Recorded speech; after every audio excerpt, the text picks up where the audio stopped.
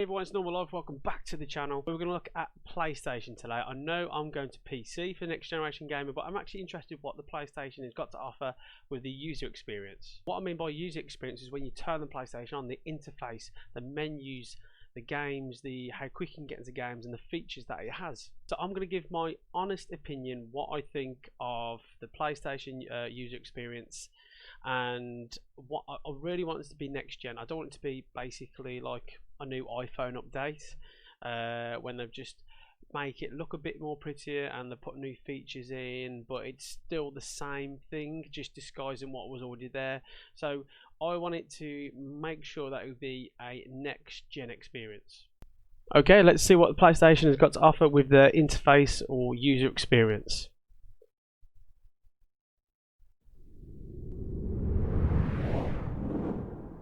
Hi everyone, I'm Hideaki Nishino, and I head up PlayStation's platform planning and management team, which includes product and UX design. Today, we are finally going to give you a look at the PlayStation 5 user experience. We will see some of the features that enable games to work together with the hardware and network to deliver a truly next-generation experience. Our vision for a PS5 user experience is simple. We believe that your playtime is valuable and should be meaningful. PlayStation team members from all around the world work to deliver a PS5 experience that is completely centered on you, the player, connecting you with a great play and a passionate community of PlayStation gamers. 4, how you set up. With a look and feel that's designed for 4K TVs, the PS5 user experience was built from the ground up to take advantage of the console capabilities, complementing the transformative games coming with this new generation. I should note that this video tour is from a pre-production environment on the PS5 console, so there may be a few small wrinkles or minor changes once the console launches in November. Okay. And now, let's check it out, courtesy of our own Sid Schumann. Thanks, Nishino-san. Welcome to your new PlayStation 5 console experience. Okay. This time, we've started up from rest mode. We've already created an account and signed into PlayStation Network, so let's log in. Right. In this case, I've resumed right where I left off in Sackboy: A Big Adventure. So this is and from here, rest mode, we're looking at PlayStation 5's Control Center. From here, it's one click and we're right back into the game, but let's take a moment and look around. The Control Center is always one tap of the PlayStation button away. It provides immediate access to almost everything you need from the system without leaving the game. This includes things like seeing who is online, checking the status of a download, managing your controller, power, and more.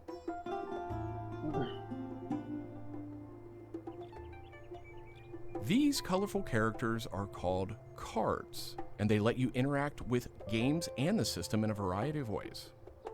First, as we've just resumed, the Control Center is showing a special card that allows me to get up to date on... Okay, my first quickly impression of this, the cards, to me, that looks quite clutterish. There's a lot going on there. For me, I'm seeing 4 stories from your game. Okay, I'm not sure what the game is, so I don't want to criticize that. Is well, what it's talking about. Often your game, so that's talking about other games. That's official news. Screenshots. Okay, fair enough. Okay, in progress. It's got the game and the level. Okay, I get it. So it's got the adventure level, another level. So for me, that's a bit too much going on there. I think that looks a bit cluttered. I think that could be cleaner in my opinion. But yeah, we'll see. Let's try and see if they can the Control Center is showing a special card that allows me to get up to date on recent stories posted by publishers for games I am following. Another card here shows me recent media I've captured from my gameplay using the Create button on the DualSense controller. Okay. Let's check out one of the most powerful new features of the PS5 console. They're actually just to the right in this row, and we call them activities. Activities are part of the plan to remove barriers to gameplay. Let's get an example of one way they're used in Sackboy: A Big Adventure. With a tap of the PlayStation button, I'm back to playing the game. Sackboy: A Big Adventure is packed with things to discover, and each level represents one type of activity I can play, many of which I can go back to later to discover more. That's just like normal menu to me. I tapped the PlayStation button to bring up the control center again. I could see a number of available activities, both active and suggested by the system. Let's take this first one, a big adventure, as an example. I can see that I haven't quite completed this level yet. I'm at 33%. Let's open it up and see more. Here I can see more information, including key objectives I haven't met. And I'm seeing a very important piece of information here. It says about 10 minutes left. This is PlayStation 5's personalized playtime estimate, giving me an idea how long it will take me to complete this activity. I think that could work both ways, telling you how long you've got left, because say if you need to do something, you need to go somewhere and you've got 10 minutes, you've already got time, that'll be good. But at the end of the day, part of playing a game is getting that achievement, so you don't want to feel like, oh, I know it's going to take me 10 minutes. It's like when you read a book, you want to take it as long as you can because you're enjoying the experience of it. But I think to me as well, it's too cluttered. I don't want to be too negative, but for me, if I'm playing on this, there's too many cards, too many things going on. That's very clutterish how it's got loads of progressions. I think it needs to be quite straightforward, but at the end of the day, it could be good if you are a person who likes to just complete a game fully. So it gives you that insight. I just want to actually see what it's like when you play, for example, you Call of Duty and you're playing online. What would that like an online game look like? Right, let's carry on. Some activities even let you jump directly to that place in the game. Okay, let's see how quick this is. But there's more to see here. That was quick. For another example, let's open that activity back up.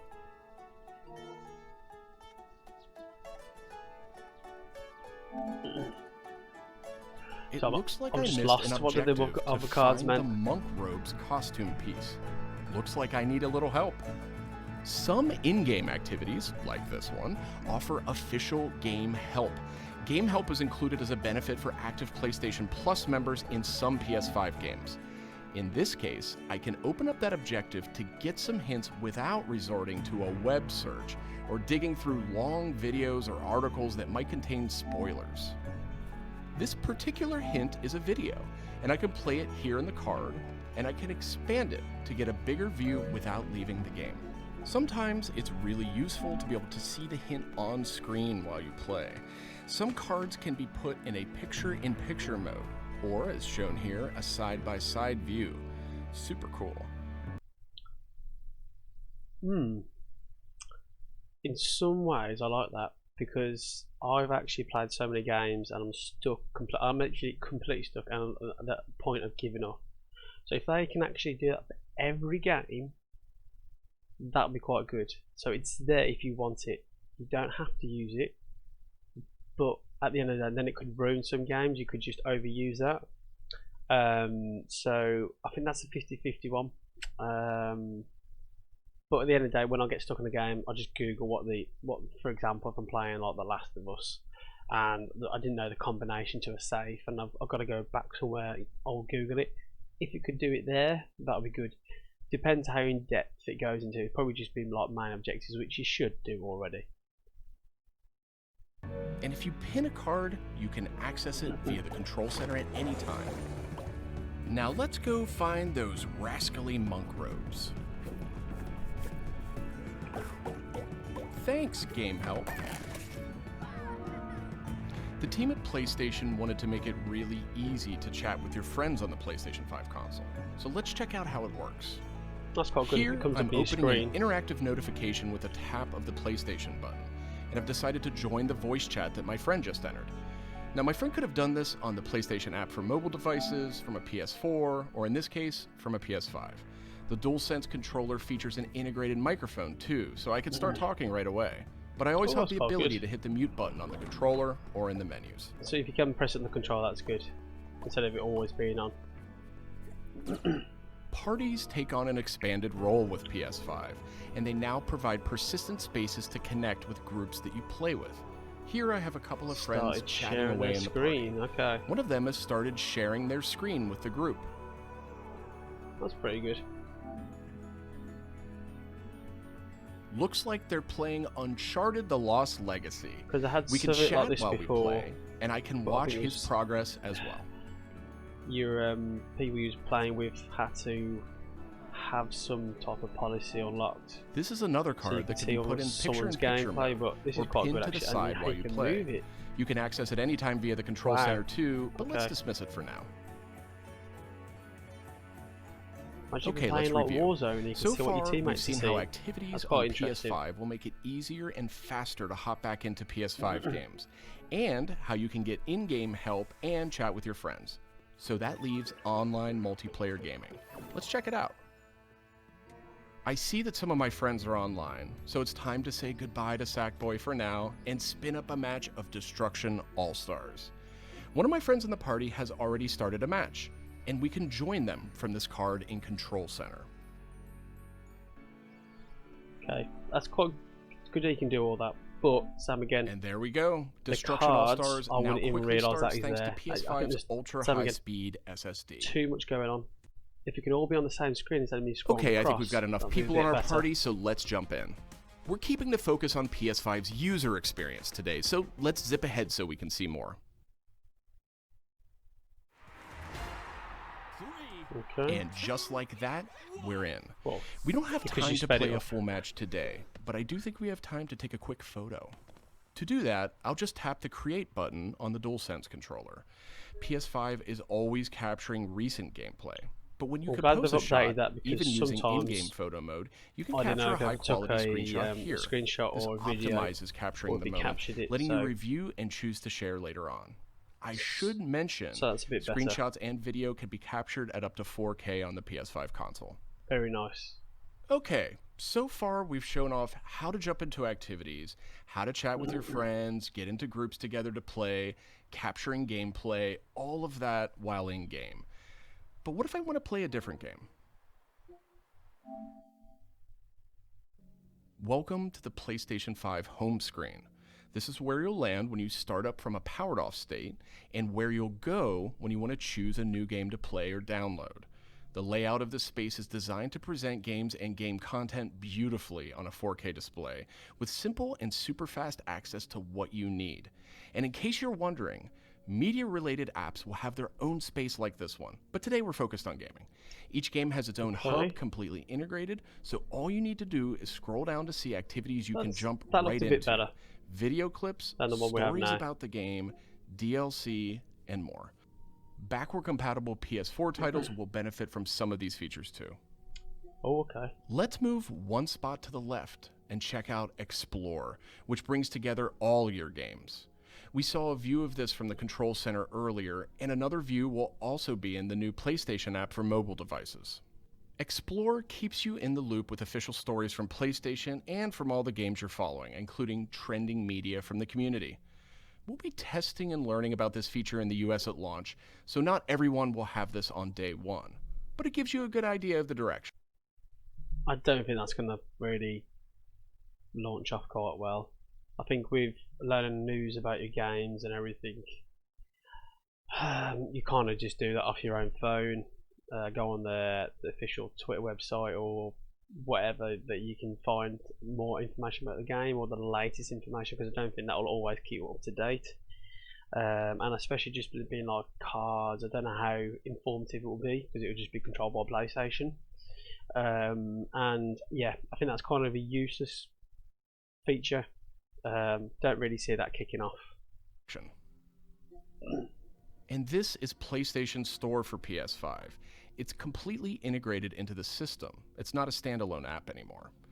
Browsing for new games to play will be easier thanks to the speed of PS5 and a more personalized store experience. PlayStation Store takes forever to get you'll in. be able to browse the latest games and deals. You'll find PS5 games and many backward-compatible PS4 games too. I'm sad to say, but we are almost out of time. So let's pull up Control Center one more time with a tap of the PlayStation button. On our way out, why don't we quickly share that photo we took in Destruction All-Stars? We can find recently captured media in this handy card in Control Center. From here, we can do some quick edits, but I think I'm ready to share it right now. On PlayStation 5, I have the option to share videos and images to supported external services, or I can send them directly to one of my parties. Remember, parties are bigger than just voice chat now. Could So be a I'll good select feature, one of my but favorite parties here.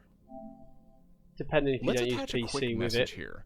The DualSense controller makes this really easy. PlayStation 5 supports voice dictation in a number of languages, so you no longer have to type messages with the keyboard if you don't want to. Simply select the microphone button. Here's a cool detail. If my friend hasn't yet played the activity where I captured this media, and the game's developer thinks that activity might contain spoilers, they'll receive a warning before they view it. Well, that's like it for that. our demo. There are many more exciting features we couldn't get to today, but we're super excited to share more of the PlayStation 5 and PlayStation app user experience with you in the coming weeks headed to launch. And of course, this was just the first look at what fans could expect on day one. The team at PlayStation is committed to evolving this experience with our community in the months ahead. We look forward to sharing more. Thanks for watching. Okay, what did I think? It was good showing the speed, how I can get to different types of games, and I did actually like the hint, but sometimes I didn't like it at the same time because it could be overused, and that was a good feature to have. For me, the main problem is how cluttered, if you're on a game, how many cards are going on, and unless you get used to it and you like to use it, but I feel like it gets away from the menu of the game, if it has the menu. But I think how it showed the speed to get to each game was great, but I'd love to see what it's like when you play a third-party game such as like Call of Duty and you're playing Warzone. It's an online game. I would like to see actually the online games, see how fast that was, or any other games that you could do, except probably the single player, because I think single player it's going to be very quick as it is, because it's all focused on you. You don't have to grab information offline. I feel like the explore was a bit useless feature. The share button improved, okay. I probably wouldn't use it. And there's quite other things that I wouldn't use. I think it looks a bit more pretty, more cleaned up. But overall, I'm impressed how fast it is, and which is going to be because of that SSD being next generation. So I think really it's going in the right direction, but I don't think it's mind blowing. I don't think it's mind blowing. I think it's what you expect, and I think it is. To sum it up, it's okay. Xbox, I've watched Xbox One. It's kind of the same, very fast. But Xbox is probably a bit more clean. Xbox has less clutter, but I think they both kind of match each other up really on that side.